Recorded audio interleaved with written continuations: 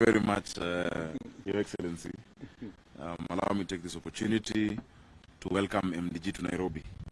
Now I can be able to do that. Your Excellency, Honorable David Ochieng, who is the party leader of MDG, is a good friend of mine. And we've been talking. And what he said he means when he talks about mentoring young leadership.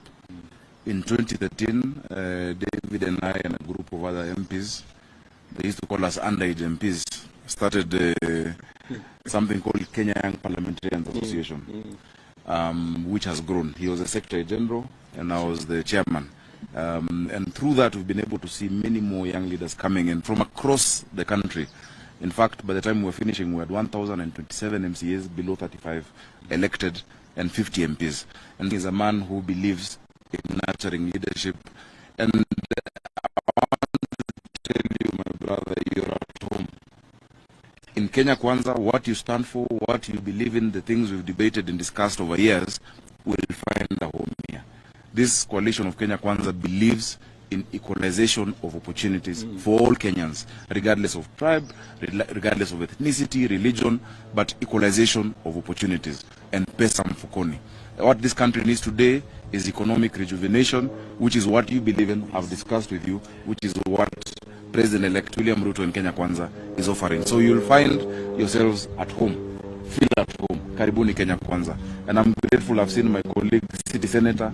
We used to call each other city senators in the Senate because we were only 3 of us. And I knew we'd end up together. Welcome, Senator Uta. Of course, my good friend Olago, we were together in the National Assembly. And all the members over here, Karibuni Kenya Kwanza.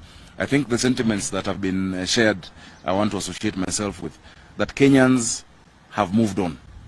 My people in Nairobi are back in their shops. They are doing their business. Kenyans have been peaceful.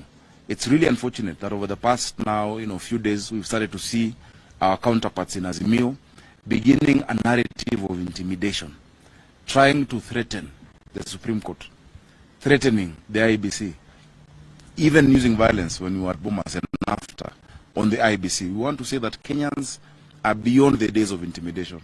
If intimidation and deep state did not give you the election, it will not give you victory at the Supreme Court. This election was decided at the polling stations, more than 46,000 polling stations. We've seen now an attempt to introduce a boogeyman called a hacker. The election was not decided by any portal. The election was not decided in any computer, unless you're calling the 7 million plus voters who voted for President-elect William Ruto hackers. Then we're all hackers.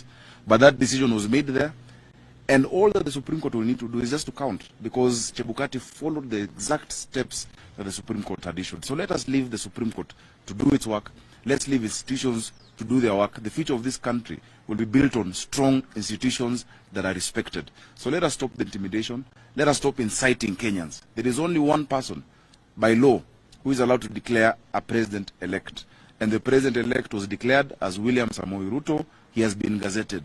When you declare yourself the same, you're trying to incite Kenyans. I'm happy that one of the places that has always been an epicenter of violence, which is Nairobi, is very, very peaceful, and people are happy.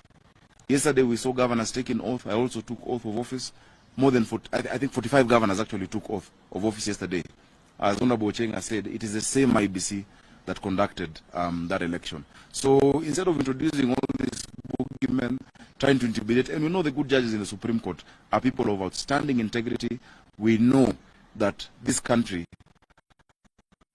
has what we call the rule of law. And the rule of law stands above the rule of man and the rule of intimidation. So please, whether it is the interior, people at the interior, and the politicians, let us stop inciting. Let us stop saying that by elections, or rather the suspended elections, must be, run by a certain individual. You cannot choose a referee and then choose the coach. Kenyans have decided, and Kenyans will decide. So, Your Excellency, we are looking forward to the 5th of September when the Supreme Court will issue its verdict, and we will abide by the law. Let Kenyans remain peaceful, and MDG karibuni sana. Kenya Kwanza coalition, and I'm sure I have the permission of our party leader to say, is a coalition whose doors are open. We want to work with people from across the length and breadth of this country. Our doors are open, and karibuni sana. Thank you, Excellency. Thank you very much, the Governor of the great city of Nairobi. Where are the Oh, bring them here.